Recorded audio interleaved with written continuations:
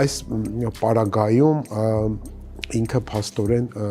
իրական հարաբերության մեջ կան մի շարք բաներ, որոնք որ կարող է ասենք մարմնի կազմվածքը, ինչ որ մի իրավիճակ, դրսից ձայներ, հազար ու մի ազդող ուրիշ ֆակտորներ կան եւ մարդը աստիճանաբար խուսափում է իրական սեռական հարաբերություններից, որտեվ ինչ հետազոտությունը, ինչպես նշեցիք անհետազոտությունը, դրանցից մեկը ցույց է տալիս, որ ամեն անգամ մուտք գործելով վիրտուալ պորնոգրաֆիայի, ասենք, սայթ, մարդու մոտ հերթական անգամ նրա մոտ դոֆամինի մակարդակը բարձրանում է եւ ամեն անգամ ավելի շատ է բարձրանում։